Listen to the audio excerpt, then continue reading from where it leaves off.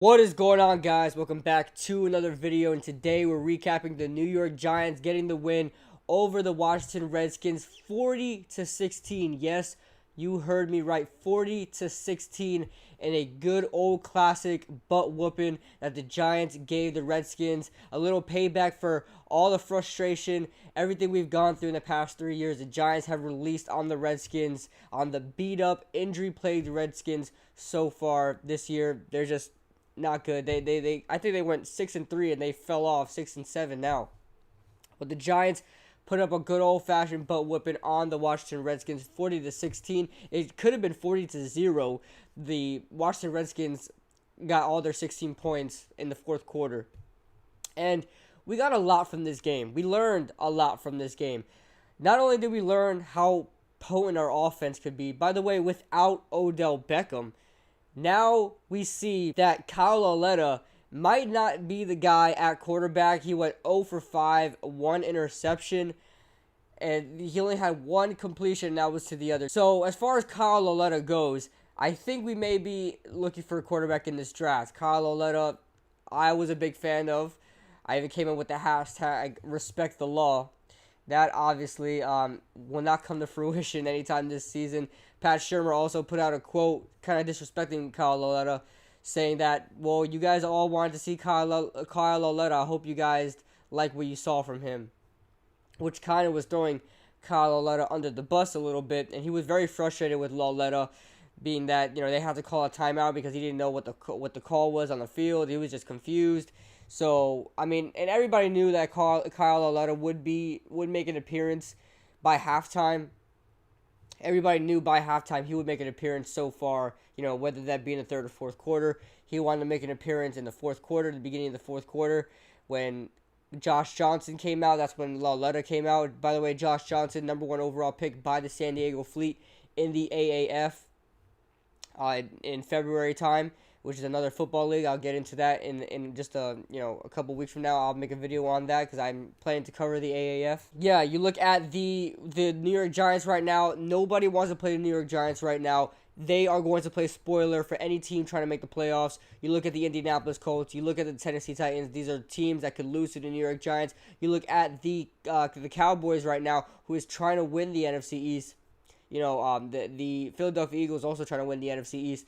The Giants have the Cowboys left on the schedule. They could beat the Cowboys. They could play a little spoiler, make them get a wild card spot at the end. You never know what's going to happen. So the Eagles may be wanting for us to beat the Cowboys. We look at the stats. Let's go over the stats a little bit. You got Kyle Lauletta was 0 for 5, 1 interception. But Eli Manning played a very efficient game, very decent game. I'm not going to say he played spectacular. I know that he did get sacked twice. His QBR was 47.6, which is terrible, but had a quarterback rating of 132. So I don't know if ESPN is trying to say that he's good or he was bad in this game. So very confusing there.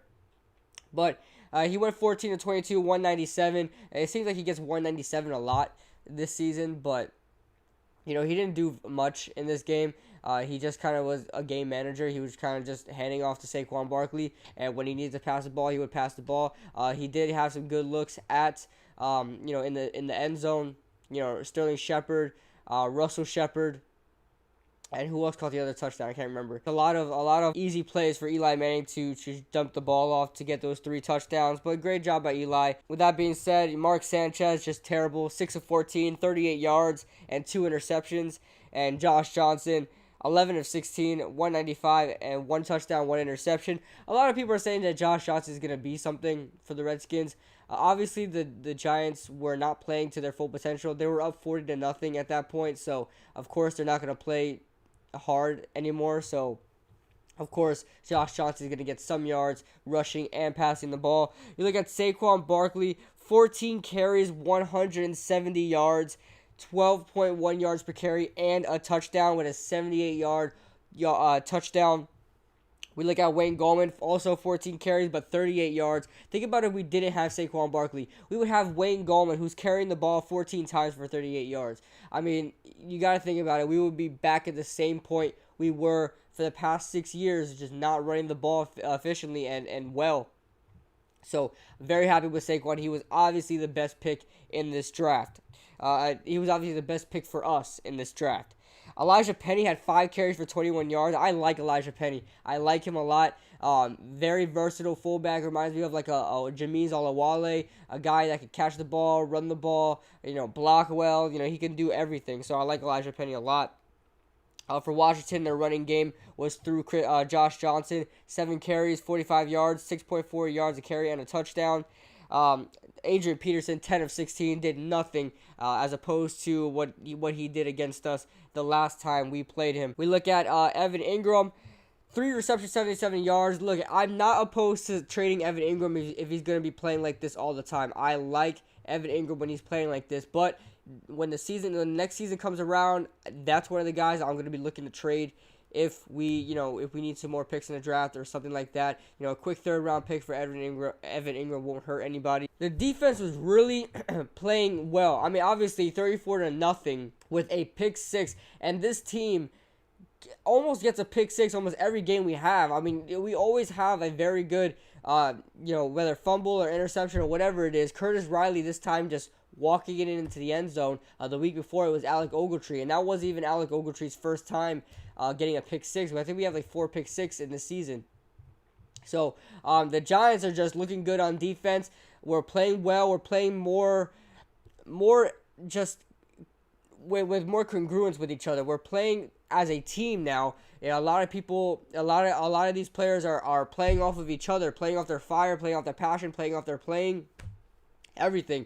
Alec Ogletree had another interception. That brings him up to 5 interceptions so far on the season. So great job by him, who is obviously having his best season as a pro, as a New York Giant, because he had 6 interceptions altogether as a pro, and he's been in the league since 2013, 2012, something like that. And he's already has 5 interceptions, almost doubled his interceptions of his career. And, he's up there in tackles. I think he has 2 sacks or 1 sack on the season. I think he has a 1 forced fumble. I mean, he's playing very well, Alec Ogletree is. And then you got Curtis Riley that had an interception, and Michael Thomas, who's mostly a special teams player, that has 2 interceptions so far in the season. So the Giants are just playing well right now. Janoris Jenkins is starting to play well. I told you guys, when the Giants are playing well, Janoris Jenkins is playing well. When the Giants are playing bad, Janoris Jenkins is playing bad. He's just going off of the flow. If you guys aren't trying, he ain't gonna try either. So, very good job by the defense as a whole. The 16 points, I'm gonna completely excuse. I don't care about the 16 points because 34-0 at halftime, that game was over. So from there on, you can let your foot off the pedal just a little bit. It was starting to look like a college game a little bit, and it was kind of starting to look weird. Even though I loved it, trust me, I loved it. But it was starting to look weird just a little bit. Olivier Vernon had a showing, 1.5 sacks. I can't believe we're congratulating a $17 million linebacker for 1.5 sacks, but that is the world we live in right now. 1.5 sacks, 1.5 tackles for loss, 2 quarterback hits, 5 tackles, 4 of them solo. Lorenzo Carter had himself a sack. Josh Morrow had himself a sack. Kareem Martin had himself a half sack. The Giants just played well on all facets of the game. All 3 phases. The Giants do play the Titans next week. I told you guys that we match up very bad against the Titans because they have a very good defense. Just they can lock down teams when they really need to. And I know our team has been playing well on offense, but I feel like we can still get locked down with the right defense against us.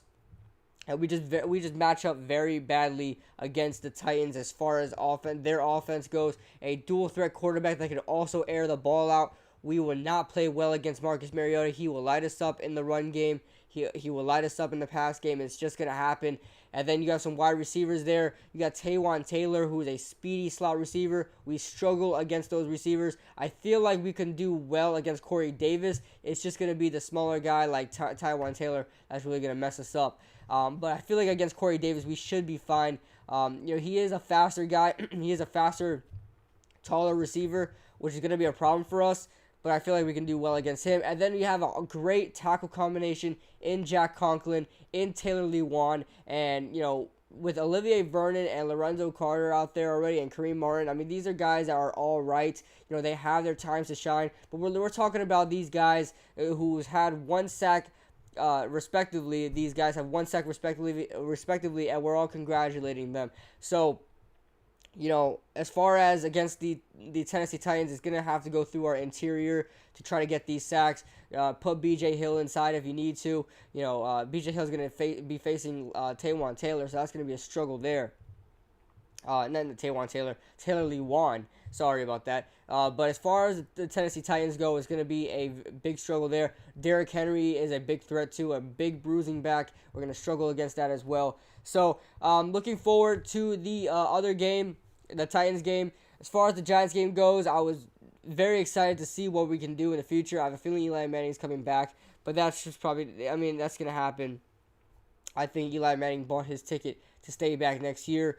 You know what? After what I saw from Kyle Lauletta, I'm actually not completely opposed to that. I do want Teddy Bridgewater, but there's still a chance that Teddy Bridgewater does get re-signed by the New Orleans Saints. There's still a chance there. So let me know what you guys think in the comment section below. Going to be making a lot more videos this week, this season. Looking forward to the draft. Going to be looking to prospects and stuff like that. Leave your likes, leave your comments, guys. Make sure you like and subscribe. Ring that notification bell so you never miss a video. And I'll see you guys in the next video.